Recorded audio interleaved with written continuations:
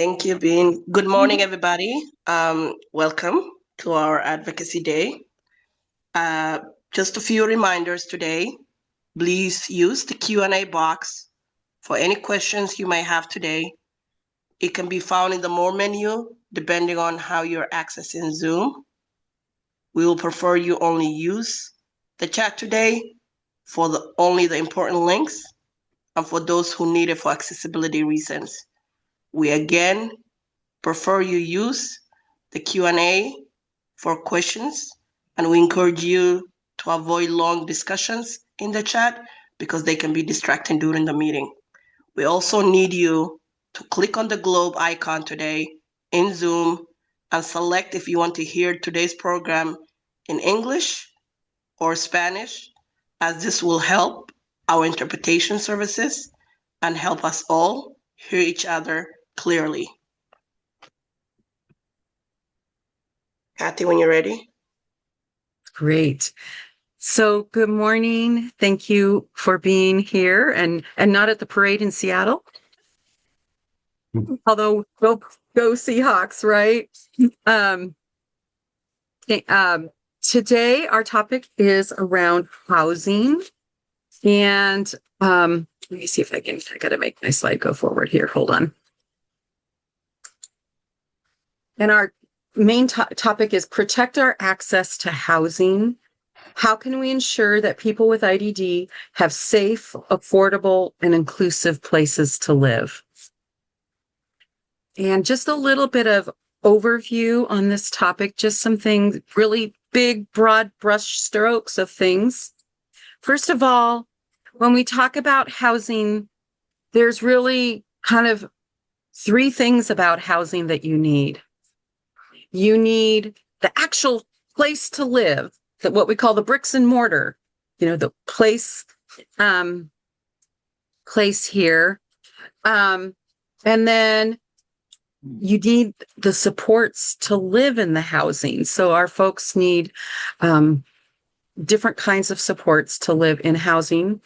And then we need the people that provide the care, the workforce, to have housing. And we need all of those things. If you don't have a place to live, that's a big problem. But also if you don't have the supports to live where you need to live, that's a problem. And if you don't have anybody that can provide the care, it's a problem. So we need those things to happen in tandem. And today we're going to talk a little bit about both kinds of things, about some of the models around housing, as well as some of the factors around the bricks and mortar as well. And I'm going to talk more about the bricks and mortar part here at the beginning. And then we have people that are going to talk about the various kinds of models as well. So one of the things we talk about is that we need, most of the time when you need housing, most, but not all folks, to have the support they need to be on one of our Medicaid DD waivers. And this little chart just shows what kind of option you have on various waivers. The IFS waiver, that's mostly for kids. That's mostly for people living at home, although occasionally it might be an adult living in their own apartment or home.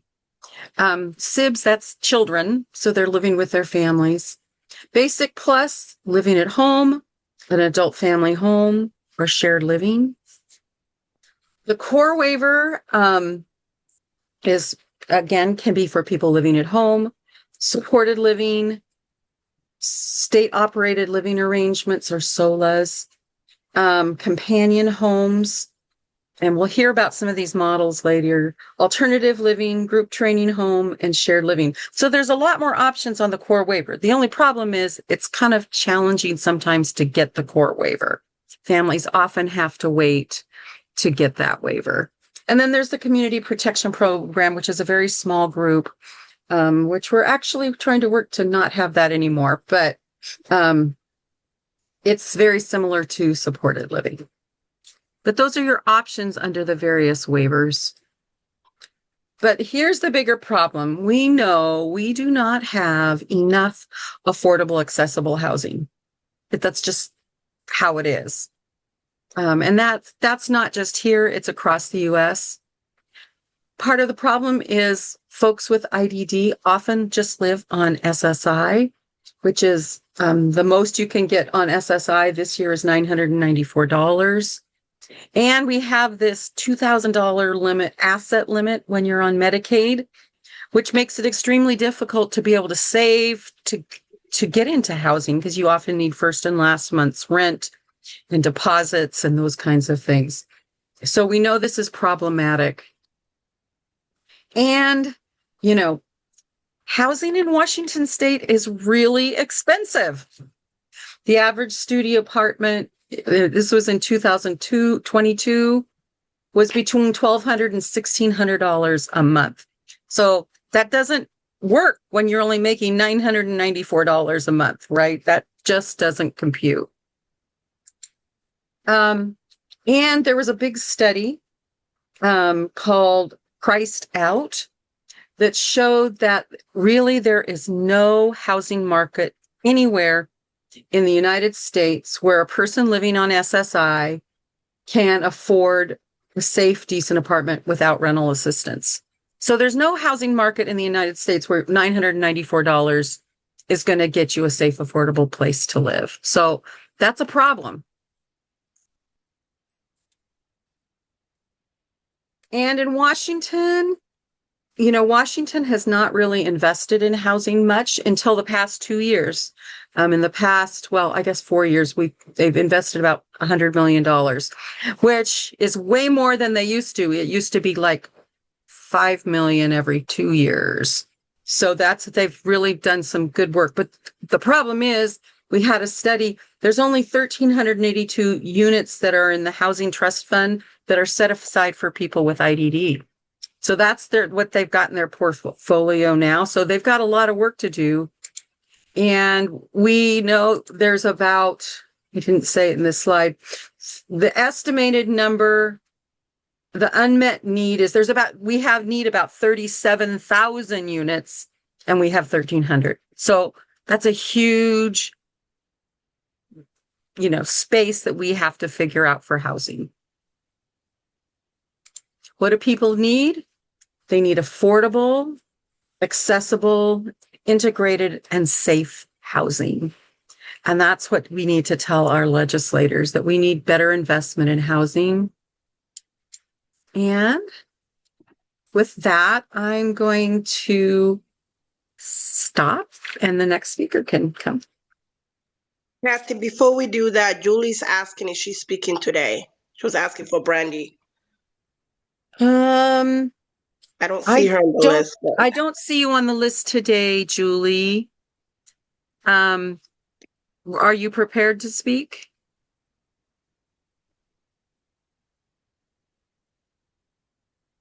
I think I have you for a different week. Let's see.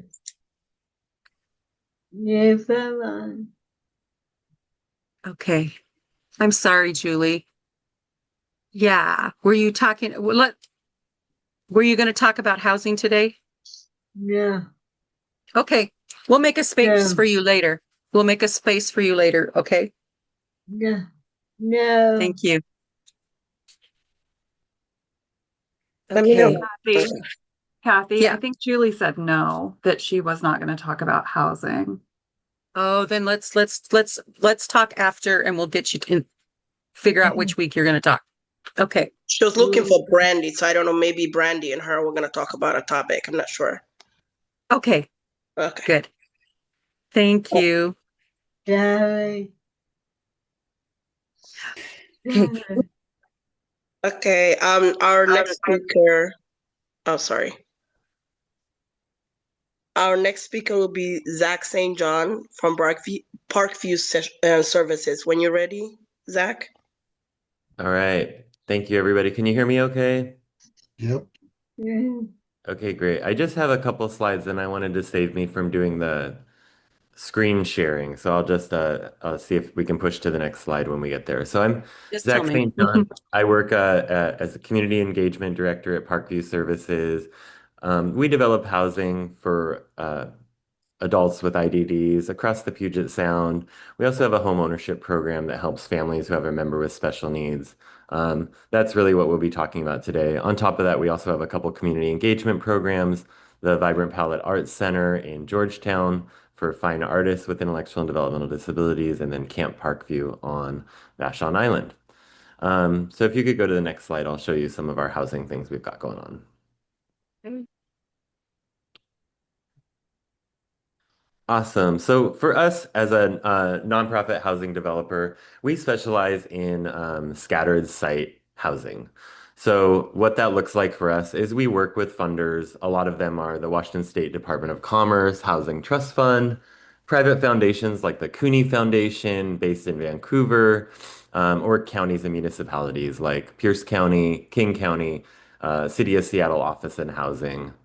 We look for housing on the market that would work for folks. So we look for bedrooms that are equitable sizes. We look for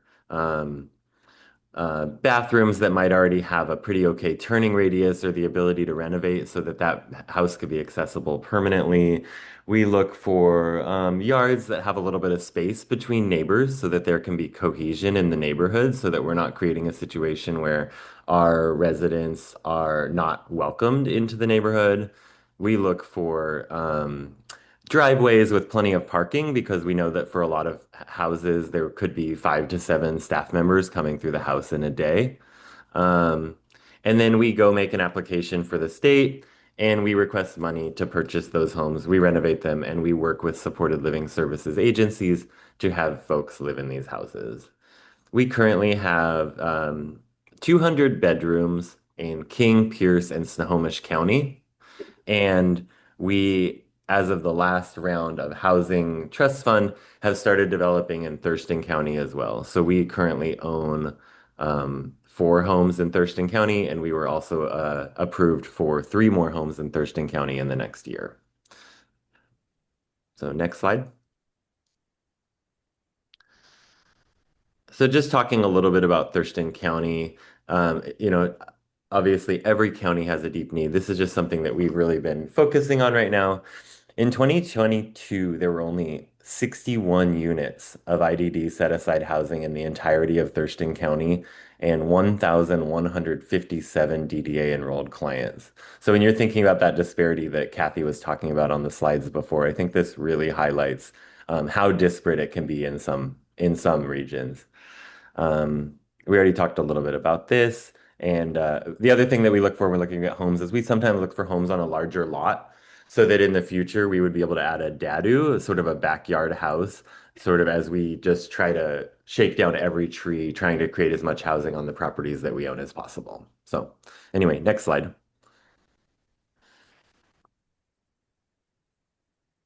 Something else that we're working on statewide that I kind of want to share with everyone anytime someone will listen is we're working on a limited equity co-op model of homeownership in Spokane. So a limited equity co-op, what this will look like, we're looking at sort of a tri or quadplex, and we are going to help a group of families and individuals create a co-op, and the co-op will own that house. So it's a way that people with intellectual and developmental disabilities will be able to access some form of equity for the money that they've been paying for rent every month.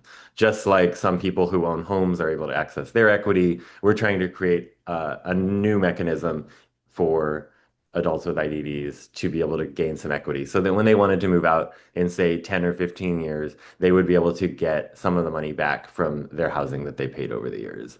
We're kind of currently in our info sessions for this, and I just wanted to share on the right. If you're interested in learning more about this, I'd love to talk about it. And you can also look at Parkview Services website for our Home Together project. So excellent. So then as I think about that, so why do I share that? It's just sort of that there's such an immense need for housing. There's so many ways to do it. We are just looking at every way that we can possibly as a nonprofit. So we've got our housing development, we've got our expansion in Thurston County. We're building dadoos in the properties that we've owned in Seattle since the 90s. We have some homes that we've owned for a very long time. They changed the zoning laws in Seattle. So now it's time for us to make more density on our properties. Seattle is one of the hardest places in the state, obviously, to create new housing for adults with IDDs. And pretty much the only way that we've been able to pencil it out at this time is by building backyard houses on the properties that we already own. Um, so Zach, can you say what a dadu is? yeah, think like th I always call them a backyard house. Think like a 600 to 700 square foot one bedroom house in a backyard. A mother-in-law, some people call them. Um, so a Mm. small house in the yard or backyard of a house that we already owned. And then on top of that, we're always providing support in our homeownership program. Um, which provides homeownership counseling and down payment assistance for families with a member with an IDD. Last year, we helped 15 families um, who have a family member who has an intellectual and developmental disability become homeowners. Typically, what this looks like is a family with a child with an IDD who is able to purchase a home using down payment assistance. Next. So what can we do? Kathy talked a little bit about this. In this smaller session, there's less housing bills than some other year.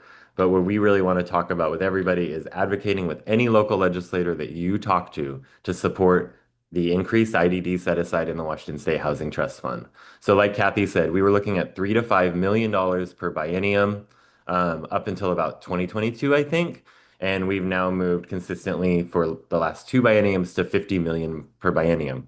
We all know that's not enough, but we need to keep their feet to the fire to keep it there or increase it. So if you're talking to legislators, this is the thing that we at Parkview feel really strongly we need to continue. Um, so for 2025, it was about 25 million. As a sector, we oversubscribed. We asked for more money than we were asking for. There's more developers entering the statewide. People want to develop with that money. You can tell your legislators, there's more. We'll build more. We'll make more. We need more money. So anytime you're talking to your legislators, make sure that they know that you support the IDD set aside and the Housing Trust Fund because that is the main mechanism that we have to build housing at this time. So, and then next. And that's my last one. So I put my email here.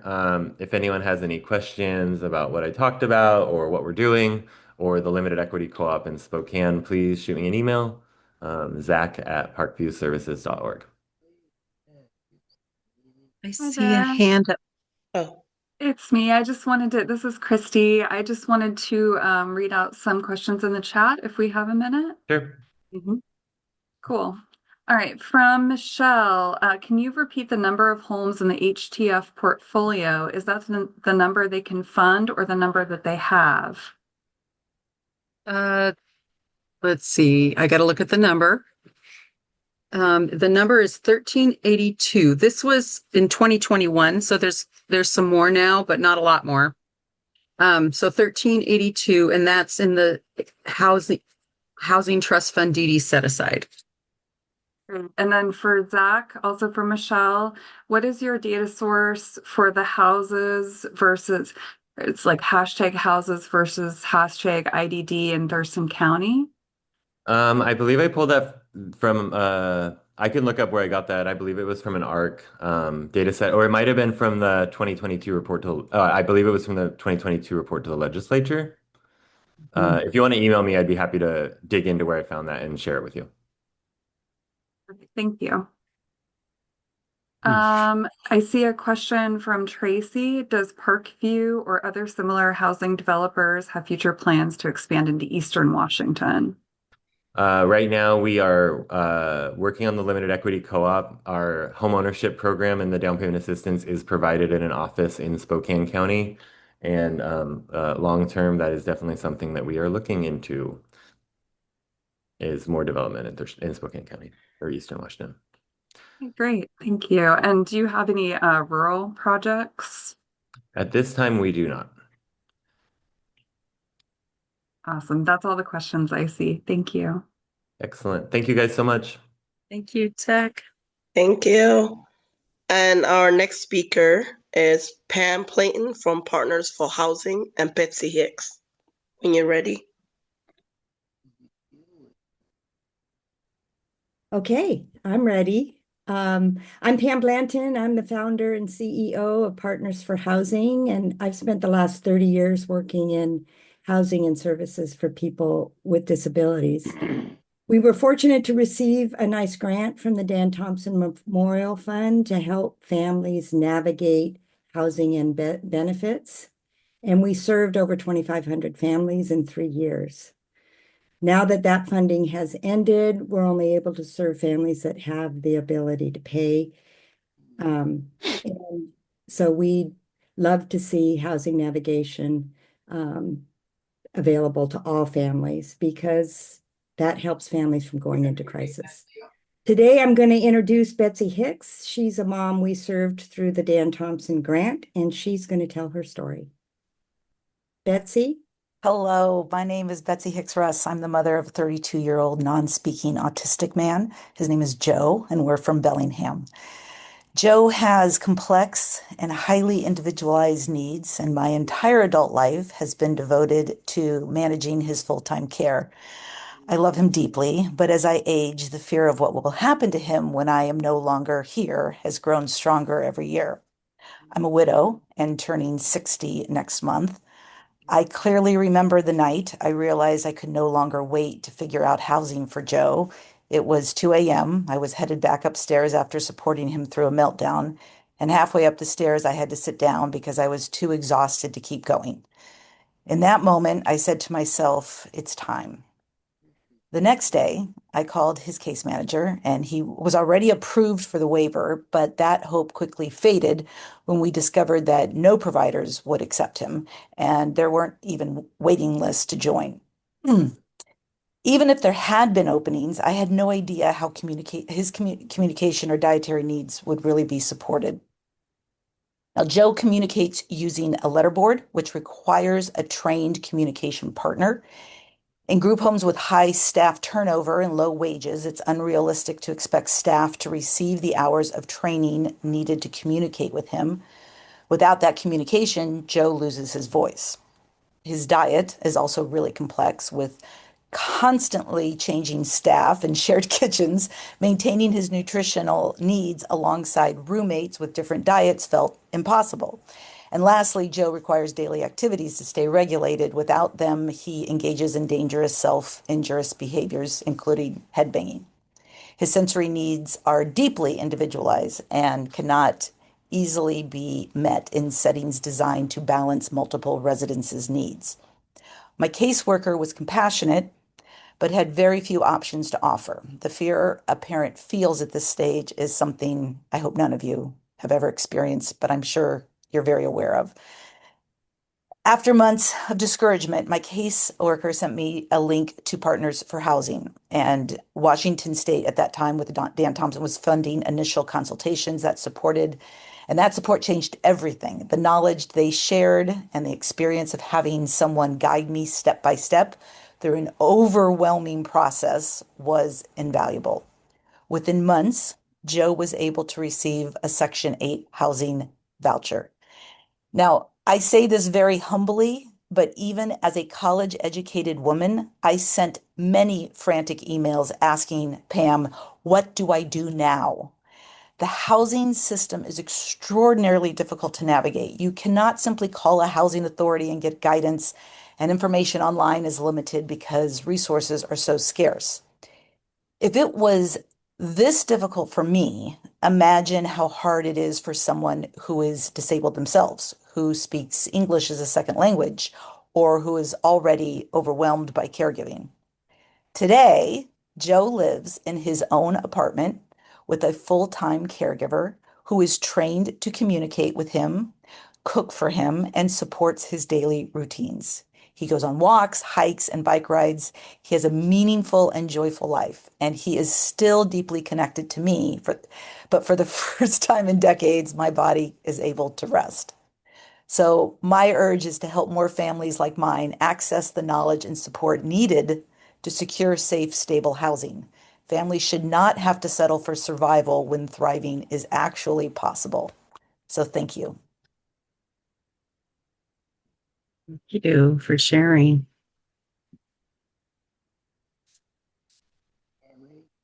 Oops, Han, are you there? Yeah, I'm here. Sorry, I was just waiting. I don't know if anybody had any questions in the chat, so I was looking at. You want me to go to the next speaker? I don't see any questions, so let's go forward. Maybe there'll be some at the end. Okay, thank you. Thank you, Pam and Patsy. Our next speaker is Martha Meir. I hope I'm not saying your last name correctly. Meir. And sorry. Okay, thank you. It's Meyer. Thank you. And Jeff Eisensee, my son. Yes. Yeah, thank you, Betsy, for sharing your story. That's really poignant.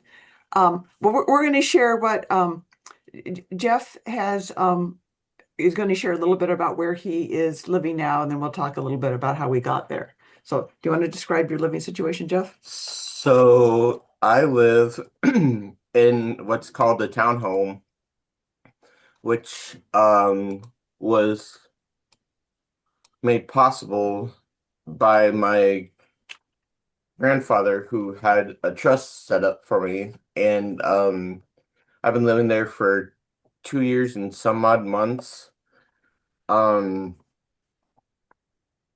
It's been a great blessing because I can walk to work from there, unlike at my parents' house where I have to get a ride. I have a roommate. She is also my caregiver, so she lives there rent free. It's she helps me a lot with a lot of different things and helps me with things that my parents sometimes can't help with, like rides and things to places if they're out of town or what have you. Anything else? So I just put in the chat. We shared our story recently on a podcast called Starry Eyed Podcast for it's for the William Syndrome community, which is a disability Jeff has. But I have to say, we have to say thanks to people like Kathy and Pam for helping us navigate this journey. We started when Jeff was in transition. I started trying to learn about housing. I thought maybe I didn't think it'd be such a big deal. Also, we tried adult family homes. We looked at those. They just weren't for me. The setup and the way things were, like, what kept coming to my mind is like, if it's the middle of the night and you're sick, having to go throw up or something, and someone's in the bathroom and there's only one bathroom, that really doesn't work out too well. Right. So yeah, adult family homes were kind of, he's on a basic plus waiver, and that would have been an option, but the homes just were not. They were not in good locations. There wasn't really enough room for what he needed. So, and again, we were very fortunate. My dad had set up a special needs trust for Jeff. And so when my father died, that trust was funded. We got an inheritance. And so, so we ended up buying a townhome through the trust, though it ended up being in my name. And we too got a Section 8 housing voucher through Peace Northwest. And then we learned this stuff from Pam. We got a reasonable accommodation to have a live-in caregiver, and then a reasonable accommodation to rent from a family member. And the other thing I would say, it's very helpful to have connections. I ended up knowing that the head of the Vancouver Housing Authority. So when we ended up with problems, I could just email or call him. So I would say make every connection you can, because that will help you out in the end. And again, the same thing with finding a caregiver. It turns out to be, it was the mother of someone who works for Peace Northwest.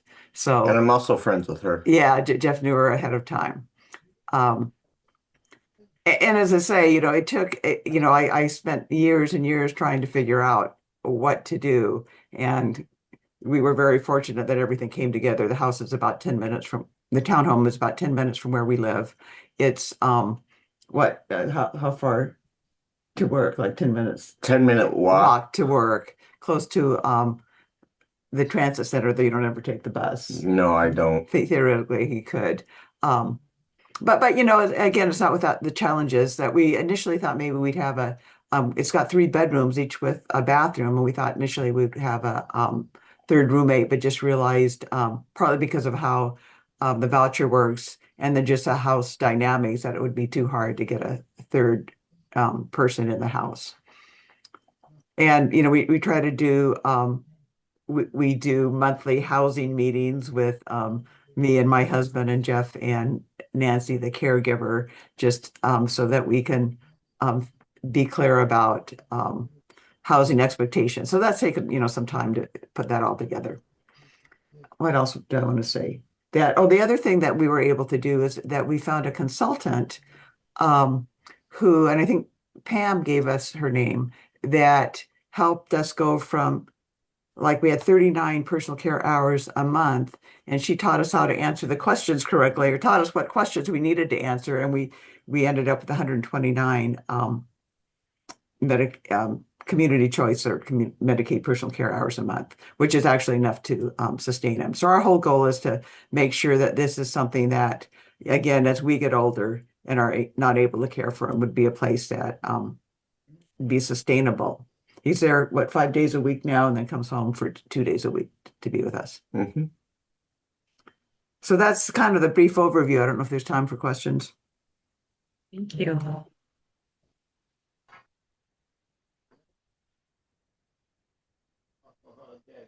Hi, Thank this is you. Christy. I just saw one question. I believe it was for Betsy, though I'm not sure.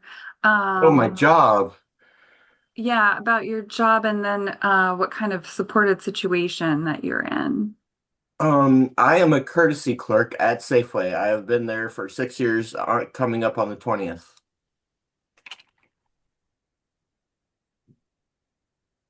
All right. And how did you find the consultant that you spoke about? Well, I can't remember. Pam, did you tell us about her? Is Pam still here? Yes, I am still here. Yeah, I referred her to you.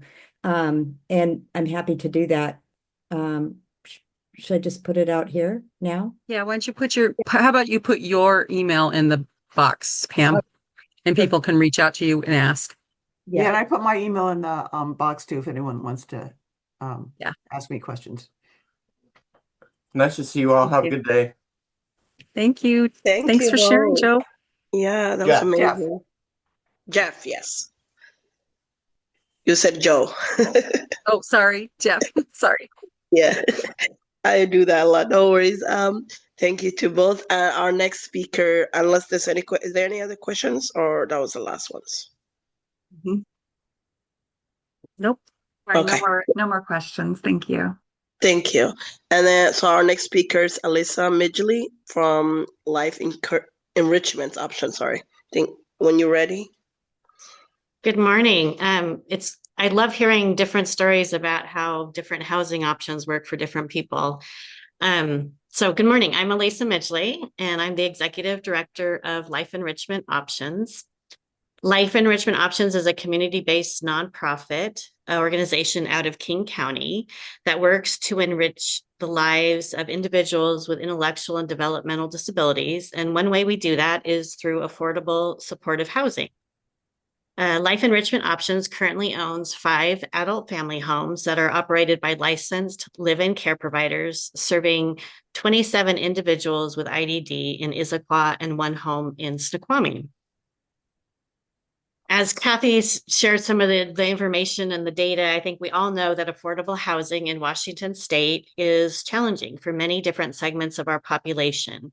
But the need for housing for individuals with intellectual and developmental disabilities is even more complex, and for 3 different reasons. And I think Kathy kind of highlighted some of these as well. First, you need a home that's extremely affordable. That's a key. Second, the home has to be built to be safe and accessible to meet the needs of the individuals living in the home. And third, you need to have the personal care services to meet the individual support needs so they can have a successful, inclusive life. So I'm going to talk about one of the housing models that works in our state for many people. DSHS licensed adult family homes are one solution to meet the need for housing. I'm going to share some of the reasons that AFHs are a good solution. AFHs are licensed and inspected by the state. Adult family homes are operated by care providers who are initially licensed by DSHS, and they are inspected annually by DSHS Residential Care Services. AFHs have accessibility requirements. Adult family homes have WAC requirements to provide a level of accessibility to meet all the residents' needs throughout the home and the property. AFHs often feel like a home. Adult family homes are often in residential neighborhoods and have a home-like feel to them. They provide 24/7 staffing. Adult family homes are required to provide 24/7 care so it's a great housing option for individuals with IDD. And AFHs are also a cost-effective option. Daily rates for an adult family home are cost-effective, especially in comparison to care in an institution or RHC setting. I think one of the things that's really important to keep this housing model possible is to maintain the current AFH daily rates. Most senior care adult family homes are partially subsidized by private pay residents. An adult family home that only serves the needs of clients with IDD on Medicaid will not have that option for private pay. Our state needs to continue to have a plan to increase AFH daily rates for residents on Medicaid in order to encourage more IDD-specific adult family homes to open in the future. At Life Enrichment Options, I've seen firsthand how adult family homes can be a really successful option to meet the needs of people with intellectual and developmental disabilities. We have 5 amazing homes with 5 amazing live-in care providers who support 27 individuals with IDD in 5 of our homes. And these residents are all living their best life in their chosen community.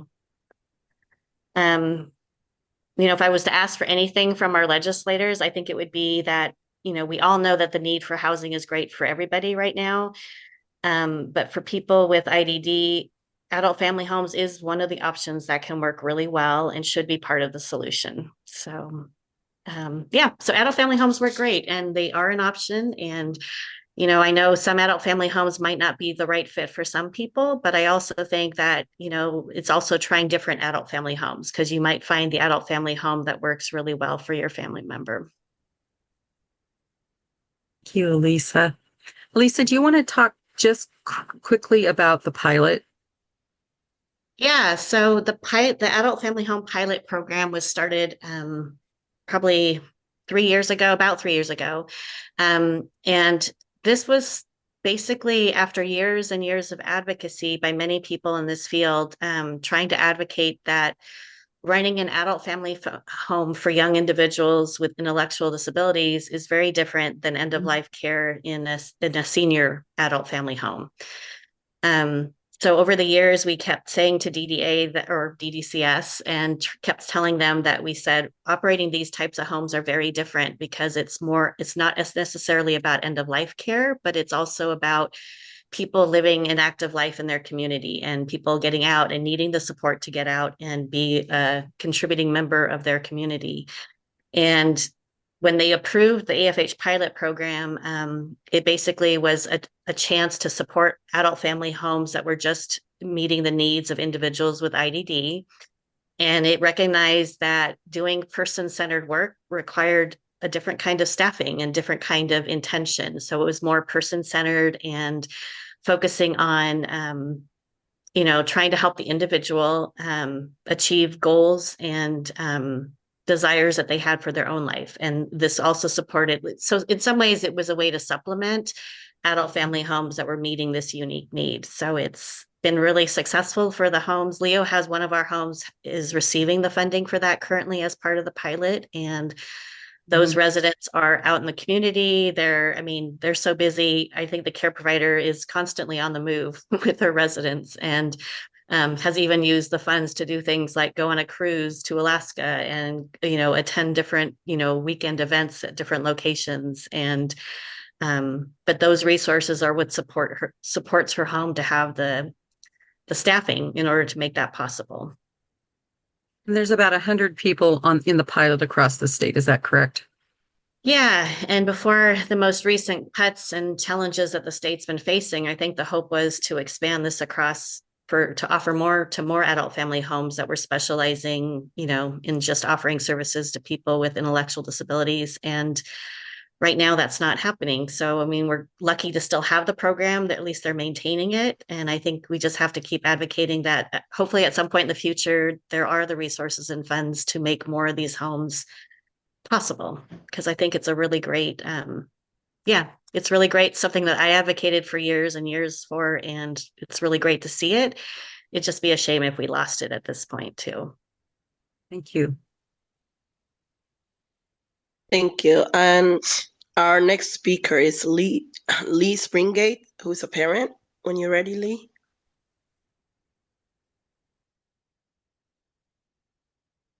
Let's see.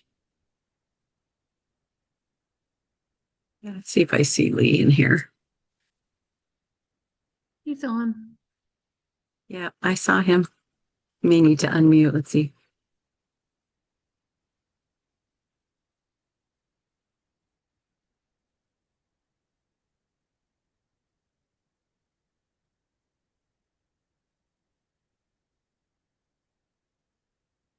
Well, do you want me to just talk? There you are. Hmm. There you are. There. Oh, great. Yes, I'm Lee Springate. I'm a parent of a 45-year-old adult with Angelman syndrome who is very low acuity level, is nonverbal. Has never said a word in 45 years. Everything you need to do for yourself, you need to do for him. So it's been trying for my wife and I for a long period of time. And when he was 40 years old, we finally decided we clearly needed to move him to an alternative living situation because we were getting about 1 to 2 hours sleep a night for well over 20 years. And that's just unsustainable for us. And so we came upon the companion home model accidentally. It's so poorly communicated that it's not many people know much about it. In fact, while there's 4,000 people more or less living in supported living homes, typically have core waivers. There are only 78 in companion homes.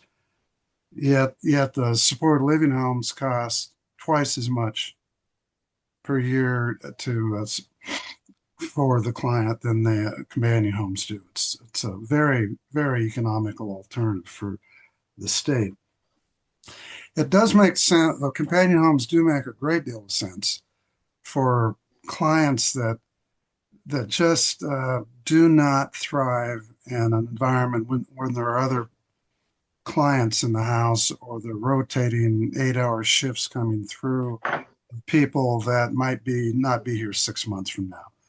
A guy like Scott, my son, needs stability, needs predictability, needs continuity. And this was an option that made some sense to us. And we were fortunate enough to have a caregiver that cared for him for 4 or 5 years that said, I think I want to make a living doing this companion home for Scott. And so just to give you a sense of how different companion homes are, the companion home provider, in his case, makes about $100,000 a year. And he also receives his Scott's SSI and SSA for about $850 a month. Top of that, he gets respite support of over 500 hours. So it's a very nice compensation package. And even though the compensation he receives individually is substantially more than most of the people receive that are serving people in supported living home, it's still, again, a much more economical alternative for the state. So the idea certainly is that we wanted a home where our home environment could be replicated in some reasonable manner somewhere else. And we've achieved that. It's been very successful for 5 years. My wife and I provide the respite support that spells him because this is a very demanding job he's got. And I'm sure most of you people realize how hard this is. Now, I'm not going to sit here and say I have no problems with companion home models. I have a number of things that I think are issues that I'd like to see the state resolve. The one thing is it would be very nice if this alternative could be promoted more effectively and efficiently. Most people just don't know about it. Secondly, the recruitment and vetting of companion home providers is almost non-existent, and it's more or less up to parents to locate somebody that would be willing to do this and make sure that it'd be a compatible home for your son or daughter. There is no like support living councils or adult family home councils that oversee what goes on in companion homes. So we're just a bunch of loosely managed companion homes spread throughout the state. But the Achilles heel, without a doubt, in our situation is respite support. We live in a rural area. We cannot find people willing to come into this home and care for somebody with the needs as acute as my son. It's very, very difficult to do. And that's why we're providing the backup support. I think, given how much you save by putting a person in a companion home over a supported living home, that it makes a lot of sense for the state to step in and provide some companion home facilities staffed by either state employees or contract employees who would have a geographic responsibility for a part of the state managing the X number of companion homes. That way, the companion home provider, if they get sick or they have family emergencies or need vacations, they can predict that. They can have that need met. Right now, it's not being met, and we're kind of operating without a net, and it's not comforting for people that are in their 80s. Their son that they've spent so much time, energy, protecting and supporting for so many years. You want to see these last years with a little more comfort. And I like that model working a little bit better. So again, if you can save $1 to $2 million by not pushing, but redirecting people out of the home into a companion home as opposed to supported living or SOLA or the rehabilitation centers, it just makes a great deal of sense to do it. And I'd like to see the state become a little bit more imaginative, a little more creative in solving this respite problem. So that's my pitch. Thank you, Lee. Yes, thank you. And did you want to add anything to Kathy, or should I go to the next speaker? No, I don't see any specific questions at this point in time. It's companion home's not a well-used model, but it's a great option for some folks. So, yeah. Look, and then our next speaker is Stephanie Hobart, and a resident, the Arc of King County. When you're ready, Stephanie. Hi. My name is Stephanie Hobart. I'm the Housing Access Program Manager at the Arc of King County, and I use she, her pronouns. 3 years ago, Mercy Housing Northwest and the Arc of King County broke ground at an empty lot next to the Angle Lake Station and began what would become the Connection Angle Lake Apartments. 26 of those units were set aside for the IDD community specifically via referral from the Arc of King County. We worked together as a team with Mercy Housing and the households to get applicants from our community approved for housing they can actually afford and that is accessible. And we were officially leased up in December, and I am pleased to introduce you to Robin Johnson. She's a grandmother, a mother, and one of the tenants at Connection Angle Lake. Hello. My name is Robin. Housing for me was, I almost lost my voucher because of trying to find someone that would take my daughter's background, as well as a property that I owed, and I had no clue that I owed this property. I hadn't lived in that those apartments for 4 years. In November of last year, I have this balance. So it was really, really challenging to get my daughter and myself into a home. And I'm very, very grateful for Mercy Housing because, like, we have a hard time. Tatiana is my daughter. She has an anoxic brain injury. She getting her in and out of bathrooms, just the bathroom, was not. We couldn't get her in and out the bathroom. I had to buy a bathtub that would go on top of her hospital bed just to give my daughter a bath. Living here, I can breathe easy, whereas the place I came from was full of black mold. So I have black mold spores in my lungs. I've been here a little over a month. I breathe so much better. I don't wake up out of breath in a full blown asthma attack. Just the stress alone with moving and finding a place that is safe for my daughter, as well, mostly for my daughter. I'm her main caregiver, and she has a new caregiver now. She's had one for a couple of months. Not very trusting, because of the incident that happened that led my daughter to having an anoxic brain injury. She is 30 years old. We can now get her in and out of the bathroom safely. She can get in the shower safely. Um, I'm very, very grateful. If we had more places like this, I'm sure it'll make a lot of people's lives a bit more easier. So yeah, Thank you for sharing your story with us. thank you Yeah. guys so much.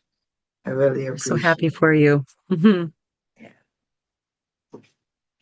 Yes. Is there any questions? Dion?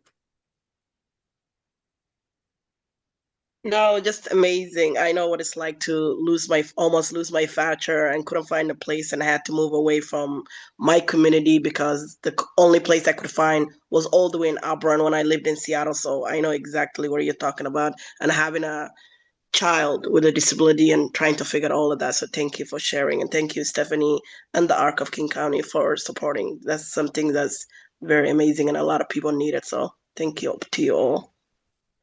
Yeah. I'm not sure. Do we have somebody from Total Living Concept that was going to come and share today?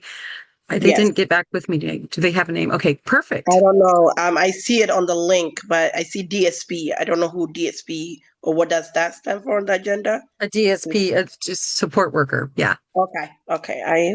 I'm not sure if someone from that is here. That would be amazing. Somebody from Total Living Concept here? That may have gotten missed. Okay, then why don't we go to the next person? If somebody shows from TLC, please let us know, but let's go to the next speaker. Aeon. And the question, Rachel answered it. If you want to read it out, the question that was asked, if someone could lose their voucher. Thank you. Hi, this is Christy. Deborah asked, what can cause a person to lose their voucher? And Rachel in the chat answered, they only give you a limited time to find space to live, and many times people can't find a place that meets their needs before the voucher expires. Mm-hmm. And that's for a housing voucher, I think, not a DDCS voucher, is what I'm seeing in the chat. Yeah. Thank you, Christine. Thank you, Rachel. Our next speaker is Eric Mattis from the Arc of King County. When you're ready, Eric. Thank you. Hello, everyone. I hope everyone is having a great day.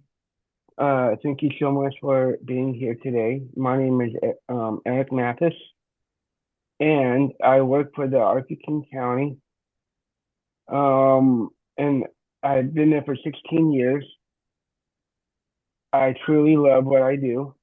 Today, I want to talk about why protecting access to housing for the intellectual developmental disability community is so important. And I want to share my own story to explain why, for me, housing is not just about having a roof over your head. Housing means independence, choice, dignity, and safety. My journey to independent living started about 13 years ago. At that time, my mom and I were looking for a place where I could live on my own. It wasn't easy finding housing that is affordable, accessible, and welcoming for someone with an intellectual or developmental disability can be very challenging. Many people in the IDD community face long waiting lists. Limited options are told no simply because of who they are. After a long search, we found a place in West Seattle. When I walked inside, something just felt right. I remember thinking, this could be my home. With my mom's support, we decided to move forward and put down the deposit. That moment changed my life. Living independently means everything to me. It means I get to take responsibility for my own life. It means to get to make my own choices just like everyone else. I decide how I live, how I spend my time, and what my goals are. For example, I choose to cook my own meals.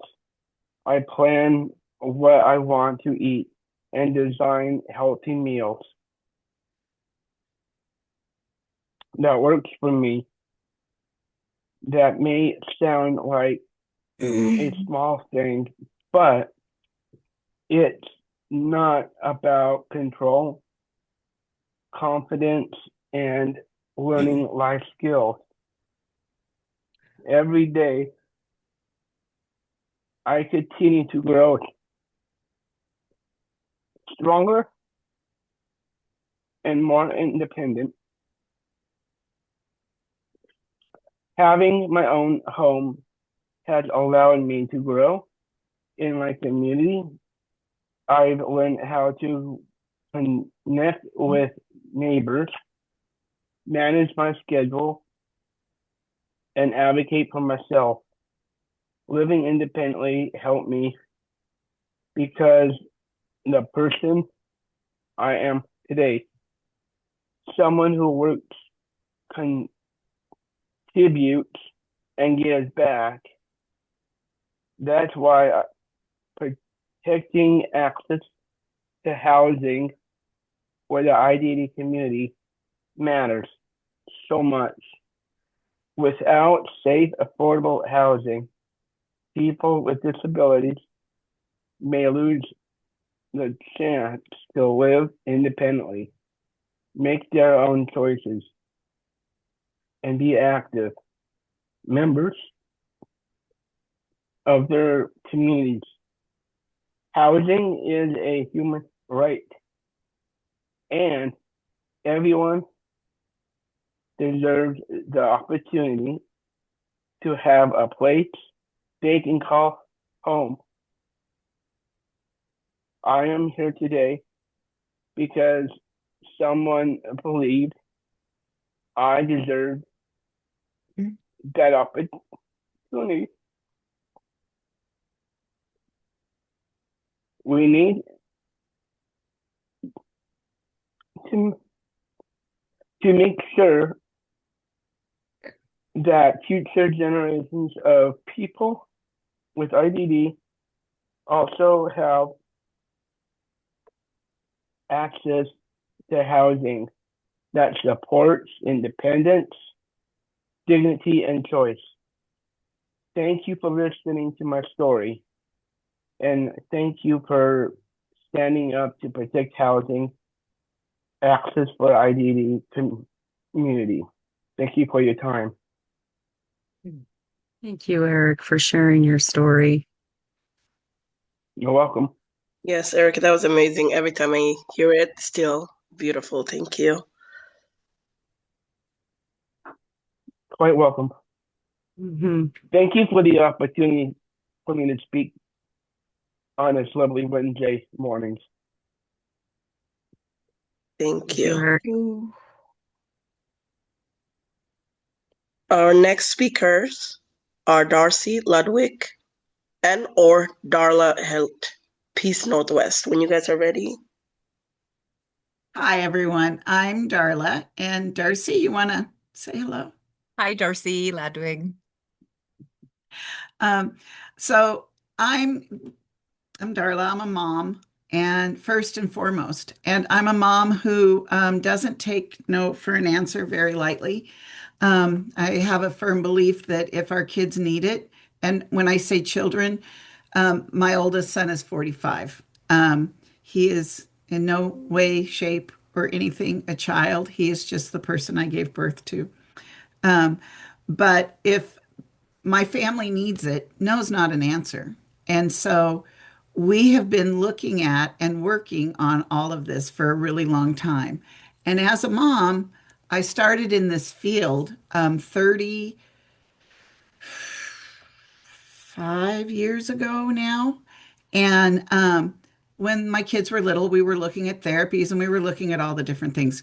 I gave birth to three sons, two of them experience intellectual and developmental disabilities.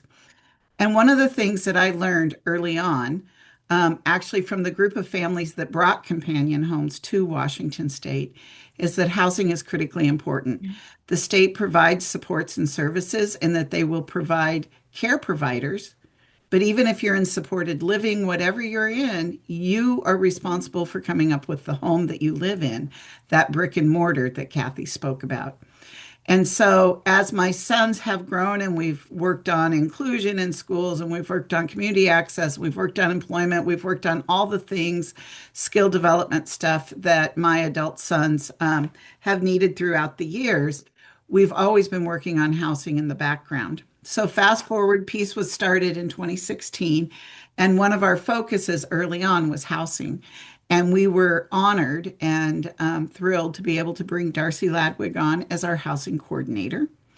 And Darcy works with us, and families and individuals with IDD come to Peace. And wherever they're at, they might be ready to move, or it might just be a parent thinking about what does it look like when we are ready to move.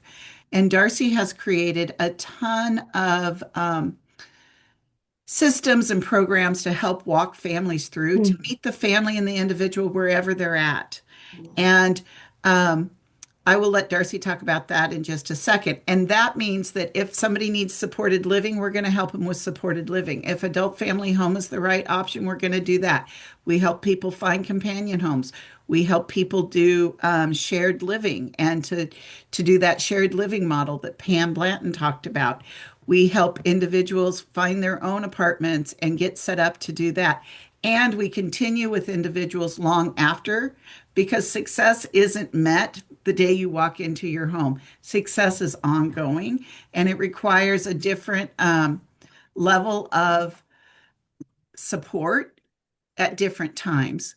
And so we have an individual that we work with.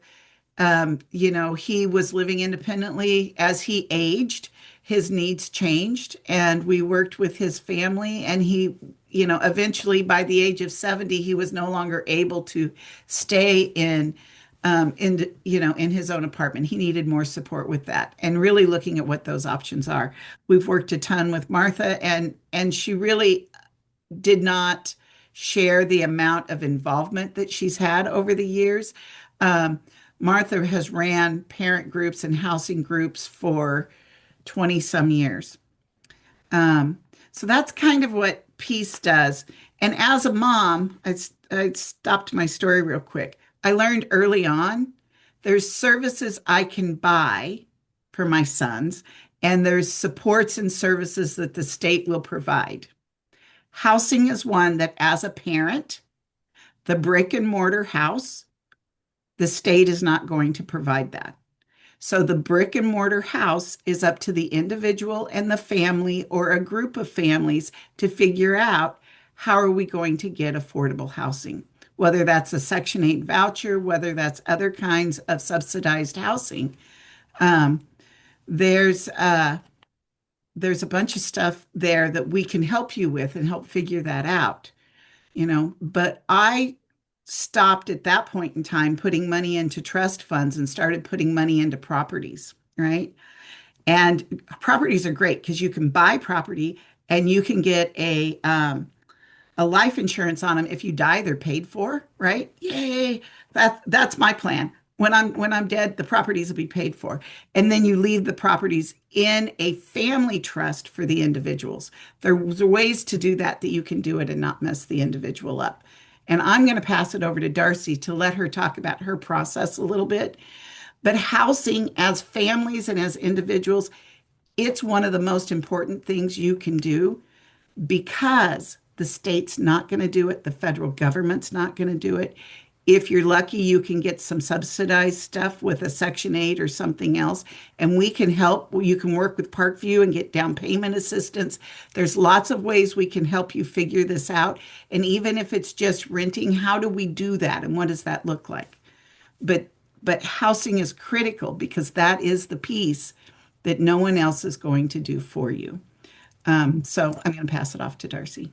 And so I guess what I have to add is just that every person that we talk to, I think it's so individualized. And so it's not just, oh, do this, this, and this. It's like really talking with the individual or the individual and their family members to talk about like what options they're thinking and then tell them about options maybe they haven't thought about. We have put together this sort of process that, well, it's a process, but that is really dependent on having a plan. And we do get a lot of individuals that are like feel like they're in crisis and that's a different approach, right? And trying to find something quickly when there isn't a lot of inventory available can be challenging. But building our community and realizing what assets are in our communities so that we know who our partners are to reach out to, and maybe a lot of that thinking outside the box and what have you tried before, and are you connected to this service? Have you thought about this option? And realizing that for individuals that maybe don't have like the family support, like the great families that are in their corner that are helping navigate along the way, creating circles of supports that that act as kind of that a supported decision making for individuals that don't have that connection, and trying to bring people into those circles that make it sustainable and ongoing, and know that because independence is really interdependence, and that we all need other people, and so identifying who your people are and utilizing your people because we all need people. Yeah. I just thank you, Darcy. I wanted to add one more thing. I know home ownership sounds out of reach for many people. I'm here to tell you, with down payment assistance and different things, frequently home ownership can be cheaper than renting at today's rents. And there's Sally Mae programs. There's programs where if you own a home, if a parent owns a home, they can get another mortgage for another home. So it looks like you have two primary residents. There's all kinds of stuff out there. When I bought my home, I was making $6.88 an hour. I was a single mom and I had to not pay rent for 2 months to be able to have the, oh, what is it? There's some kind of money you have to pay when you're planning to buy a house. Anyway, yeah. And so there are ways to do it. So talk to me and we can help you figure out those things. And it may not be that we do it today, but it may be that how do we make a plan so we can do it in the future? Okay, thank you. Oh, and we'll put our contact in the chat. Great. Thank you to both.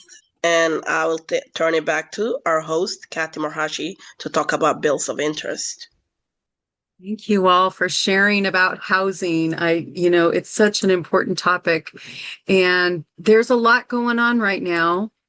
I'm going to share my screen. So we're just at about, I think, halfway through the legislative session. So bills had to be through all their committees. They had to get through the policy committee first, and then they had to get voted out of that committee, and they had to go to the money committee, and they had to be voted out of the money committee by, let's see, was it Monday? So if they didn't get out of the money committee, that's either Ways and Means in the Senate or Appropriations in the House, then the bills are dead. Except for some bills that have money attached to them, and sometimes they're called necessary to implement the budget. Okay, so there's some sort of legislators have kind of this magic thing that they can do that makes bills sometimes come back to life, and that's one of those things. So right now, what's happening this week and probably next week is by the 17th, the bills they have to get voted out of either the House or the Senate. So most of the time, the legislators are on what they call on the floor, debating bills and voting bills off the floor. And so that is what they're doing. So there's not hearings happening this week. There's not, executive committee meetings this week. They're voting bills on and off the floor.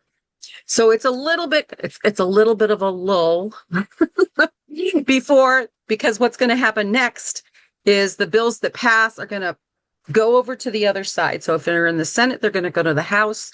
If they're in the House, they're going to go to the Senate. And guess what?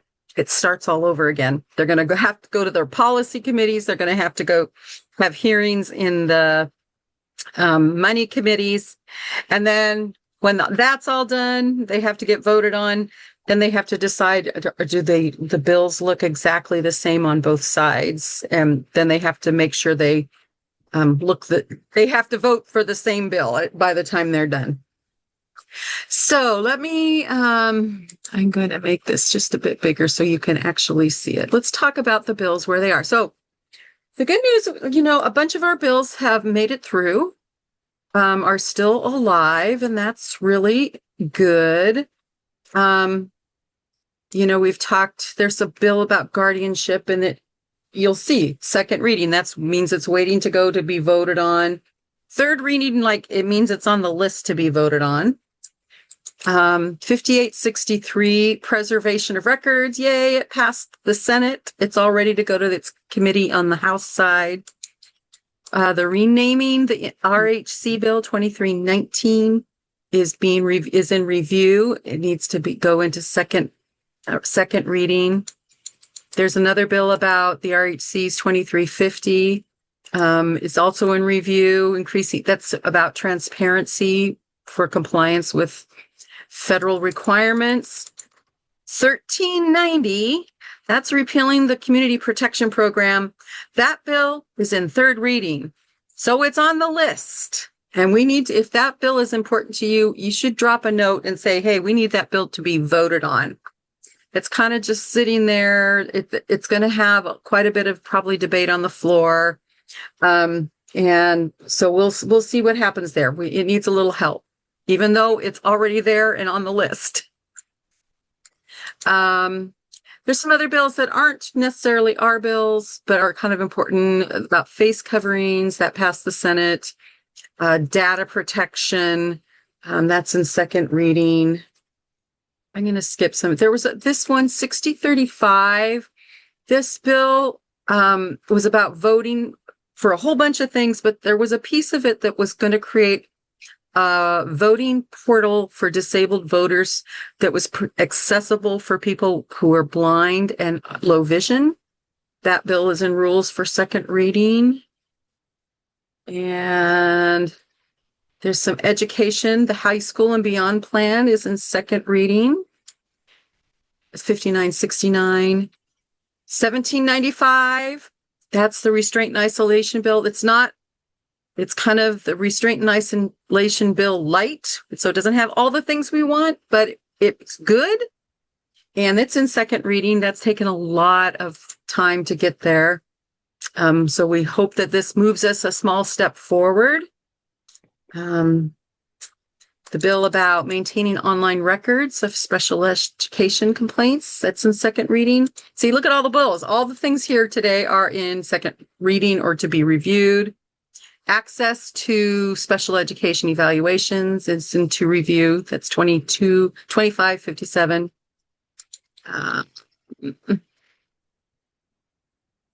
Let's see, comprehensive behavior support, 1634. That is into review.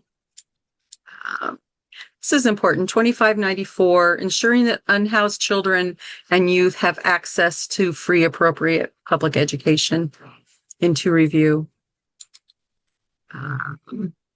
Okay, this bill, 2688. I want to stop and talk about this bill because it's really important. And it's also something we're really worried about. This bill kind of came at the last minute. What it does, we worked for a number of years, what we call the multiplier for birth to 3. That's the infants and toddlers program with developmental disabilities. The funding for it used to be connected to what the K-12 funding was. They have a formula, right?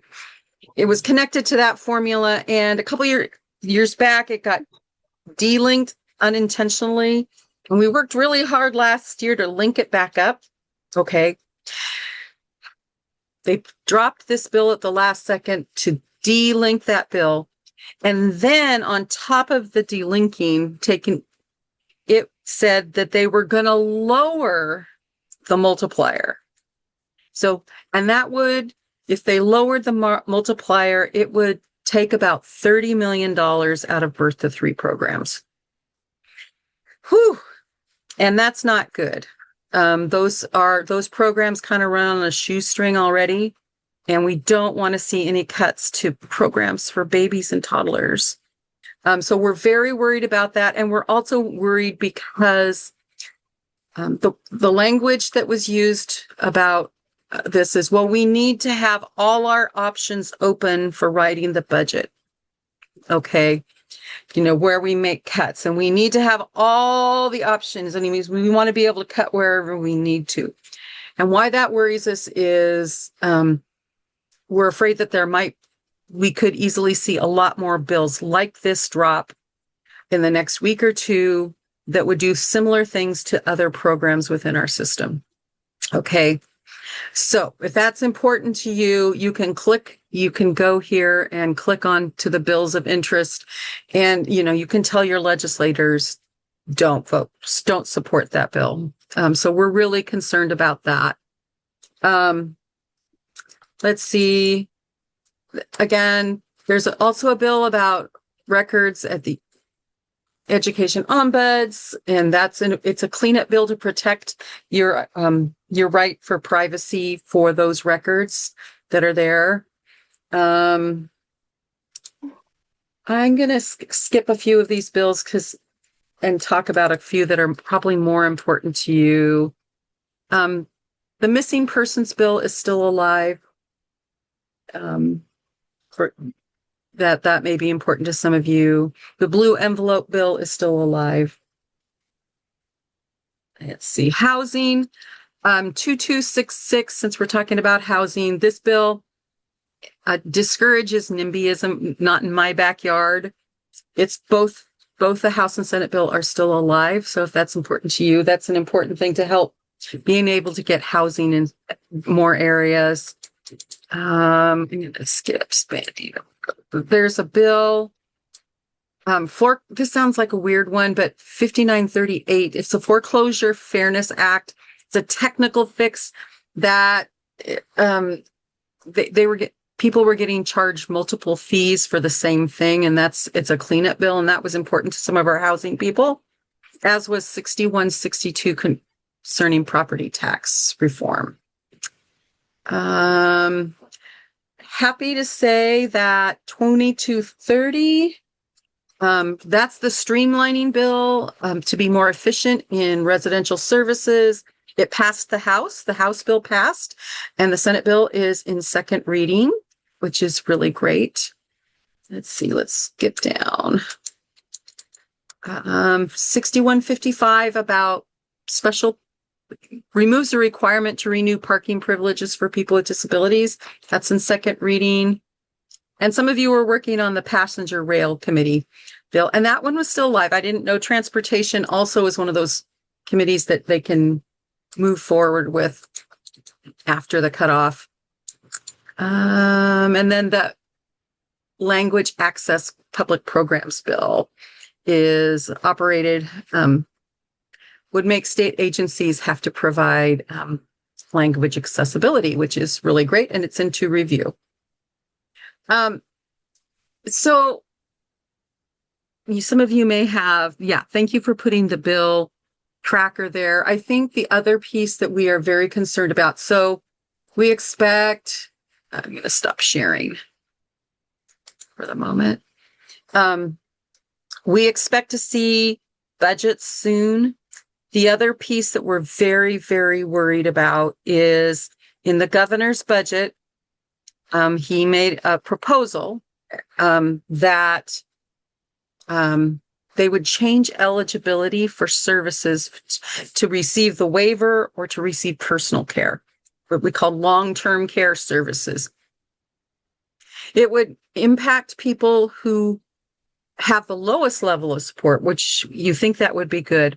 But sometimes those are the people that maybe need the service the most. They may not have other people in their life to support them. And, maybe it's just their job that, the job coach they have helps them keep their job, right? And they need their job to pay their bills. And that might be the only support they're getting.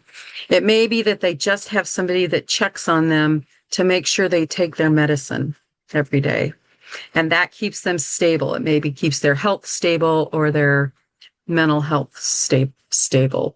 It might be somebody that's just getting the lowest level of supported living or alternative living, that somebody just comes maybe once a week, checks in on them, makes sure they have groceries and their house is clean. But without those supports, they have nothing. It's also, we think it will impact children, particularly little children. A lot of people are on the IFS waiver. They don't get a lot of money, but it's oftentimes just enough to get some respite, maybe a few hours a month of respite. The other thing is if you lose your waiver and you're a child, you potentially could lose your access to Medicaid. So for a family that maybe is over the Medicaid limit, income-wise, maybe they're just hovering there, which it doesn't take very much. It's pretty low level. If they lose their waiver, they also lose that, which would also mean that they would lose payments for copays and deductibles and other kinds of things, and to medications and other things that sometimes regular insurance does not provide for. So that is really concerning. We are asking people to connect with their legislators and say no to changes in eligibility. We need to watch closely this next week to see what's going to happen. Probably won't be not this next week, the following week, we may begin to see the House or the Senate budget come. And we've got to watch for that kind of bill, like the infant and toddler bill that might come in that would change, try to make changes so that they could make those budget changes. So those are concerning. The good news is those things have not happened yet. Now is the time to advocate, right? So don't be too scared. We don't want to, people to panic, but we do need to, this is the time to use your voice and say, please don't do this to our folks. And some folks may think, well, it doesn't impact me, but think about the other people it impacts. Those folks that, it will make a big difference. And we know those kinds of things also will cause much more harm in the long run, because those people may end up in the hospital. They may end up in much more expensive, placements like a nursing home or an RHC, or homeless in some cases. So, and we're concerned that we think that there are some people that are in adult family homes that are at that very low level, that if they lose access to that service, then they would lose not only their home, but the services that support them all on the same day. And that's concerning. So we hope it's not very many, but we do anticipate that there probably are some people that could happen to. So we want time to use your voice, right? And then watch for the future. And let's see. So that's the things that you can be involved in. Are there any specific questions about any bills or anything that you want to know more about? Okay, we don't have Sean here today. Yeah, he sent me something to share. He wanted us to share? Yeah, and do we also have the survey so that while I'm speaking, you do. I will run I'm going to run the poll. Would you please all do the poll quickly? Okay. Well, you can show the video. How about that? Let's see, polls, quizzes. Okay, I got to find the right one. Shared a note, not a video with me. I'm not sure if he shared a video with you. Oh, well, then why don't you let's not play the video. Let's just do once you read his note. Okay. As we advocate for our favorite bills to get out of their house of origin, I want to tell you that you can visit the legislative website and see what bills are coming up for a vote on the floor. You can just go to leg.w.gov.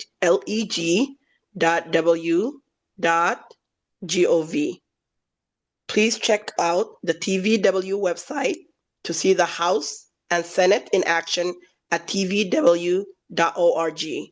Hearings are going on all day, so please watch the hearings that interest you.